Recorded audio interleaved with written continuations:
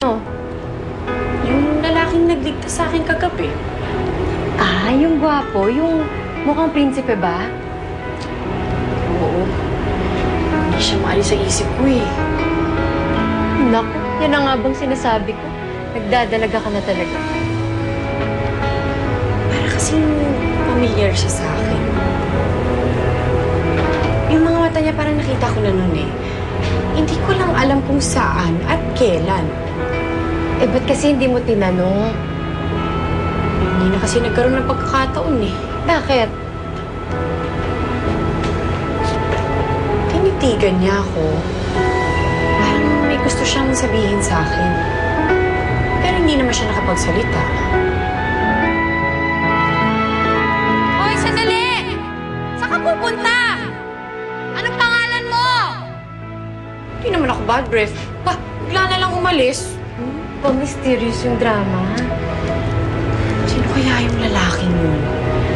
Bakit parang kilala niya ako? Parang tinawag niya yung pangalan ko bago niya ako iligtas eh. Hindi lang ako sure. Baka siya na yung soulmate mo, friend. Soulmate? Hindi ka papakilala sa kanya, Prinsipe Avino. Huwag mo sabihin na torpe ka kaagad. Natakot ako eh. Bakit? Akala ko hindi ko pa kayang magsalita. Ngayon pa lang bumabalik yung pananalita ko. Sa bagay, baka bigla ka magkokak.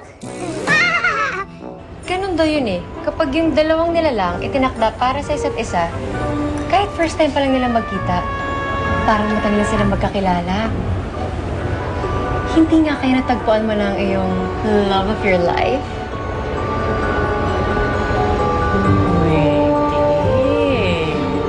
Kerengking. Gusto ko tulungan si Sonia. Gusto ko siyang bigyan ng gantimpala. Dahil tinulungan niya ako na makalaya dun sa sumpa. Anong pinabalak mo, Prinsipe Avino? Ano nasa isip mo? Gimo. Halika.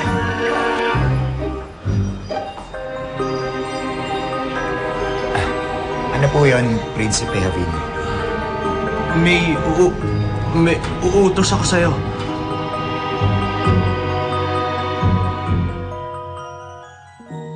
Wala pa rin tao sa bahay ni Tia Mayang. Hindi pa rin bumabalik si Ate Lara. Saan na kayang ate mo? Ate Mini! Halika, Dela. Bambi, saan mo kayo nagpunta? Hinahanap po kayo ni Lara. Kasama mo ba siya? Naku, hindi po. Pinuntahan ko po siya na isang araw. Magkasama ko sila ni Nicolay. Pero ligtas naman ang anak ko. Opo, pero hindi pa rin bumabalik yung ganda niya. Kaya nangyari sa ate Lara mo. Ate Lara! Bambi! Mami!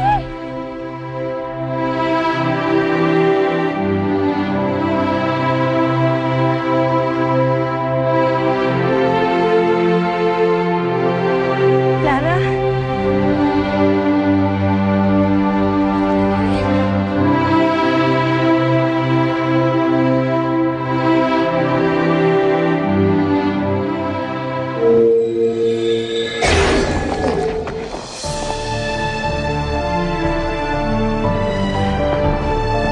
Tagumpay, Prinsipe Almiro. Nandito na tayo sa mundo ng mga tao. Alex, hanapin na natin si Lara. Kanina ko pa nga pinag-iisipan kung paano ko ba gagamitin tong magic ko para mabilis natin mahanap si Lara. Pero nire-reserve ko kasi para sa pagpapalaya sa sumpa niya. Tama lang yun, huwag kang mag-alala. Importante yun, talagang paghandaan mo. Pwede naman natin hanapin si Lara sa ibang paraan eh. Pero sa ngayon, balikan natin siya sa baryong Makupang.